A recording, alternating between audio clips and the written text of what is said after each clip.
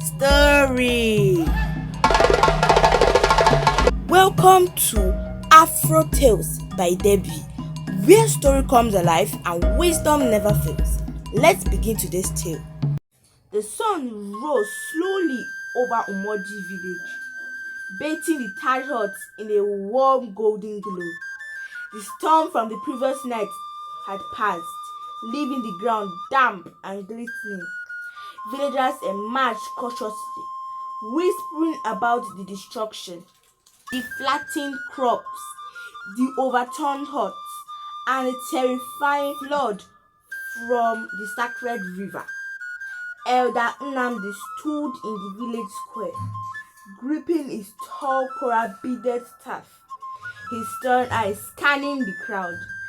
He reminded everyone of the river's power, warning that disobedience brought danger not only to the individual but to the entire village.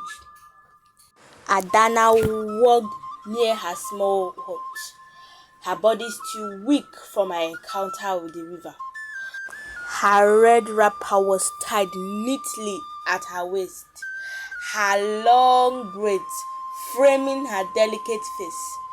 She walked slowly, lost in thought.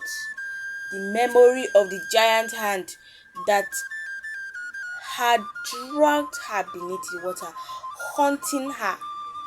Though no scar yet marked her harm, a strange unease stirred within her. Birds fluttered nervously in the trees, and the forest behind the hut seemed to whisper secrets only she could hear. Chinelo and Obinna, still frightened from the event by the river, gathered at the edge of the forest. Their eyes followed Adanna as she wandered near the village. The air was thick with anticipation. The river's calm shimmer hinted that it was not finished with her. Obinna whispered in fear. Something, it's calling her again.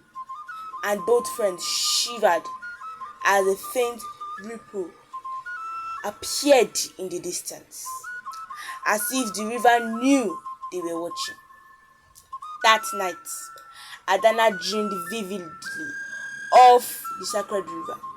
Ghostly maidens in flowing white cloths with glowing eyes danced along the water's edge, their movements gracefully yet haunting. The river's enormous hand rose once more, not to hammer, but to beckon.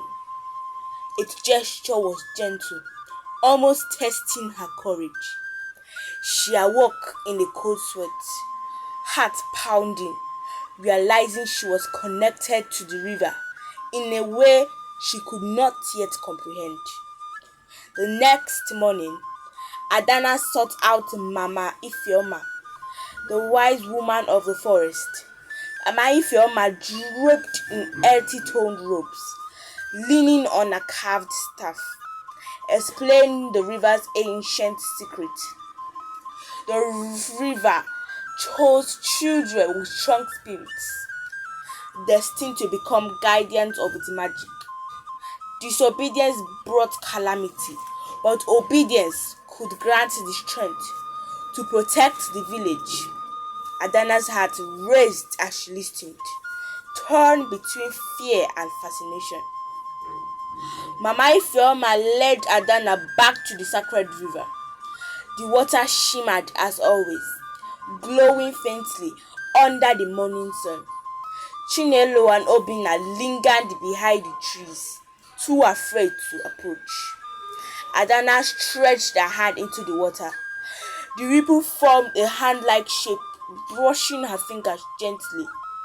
This time, the river's touch was not violent, but curious, testing her bravery. A breeze swept through the trees, and the river formed small waves that seemed alive, urging her forward. Mama Ifeoma's voice rang clear. You must choose, Adanna. Accept the river's power or retreat forever. Adanna looked at her trembling friends, then back at the glowing water. She felt fear. Yes, but also awe. She realized courage meant facing the unknown, not fleeing from it. Taking a deep breath, she closed both hands in the shimmering river. A gentle glow enveloped her, flowing along her arms, and a faint, elegant mark appeared on her left arm. The river hummed softly, as though acknowledging her choice. Chinelo and Obinna watched with wide eyes, relieved but still cautious. Mama Ifeoma nodded approvingly, whispering, "The river has chosen well." Suddenly, the calm shimmer of the water shifted. Ghostly figures emerged from the river, maidens with glowing eyes in flowing white cloths danced along the surface of the river itself, pulsed with life. Adanna's mark glowed brighter, connecting her to the water. She felt a strange energy coursing through her, a mix of fear, wonder, and newfound strength. As she stepped back from the river, Elder Unamdi appeared at the edge of the forest, his eyes narrowing. The villagers gathered near the river, watching silently. Some whispered in fear, others in awe. The sacred river's glow reflected in their eyes, reminding them that the village's fate was intertwined with Adanna's choices. Adanna turned to her friends. "I must learn what this power means," she said, her voice steady, though her heart still pounded. Chinelo nodded, holding her hands, and Obinna straightened. Finally, finding courage in their shared bond, Mama Ifeoma smiled knowingly, then slowly retreated into the forest, leaving Adanna standing at the river's edge, glowing mark faint but alive, a symbol of her destiny. The river settled once more, its surface shimmering gently as if waiting. Adanna knew her journey was only beginning. She looked back at the village, her home, her family, her friends, and took a deep breath.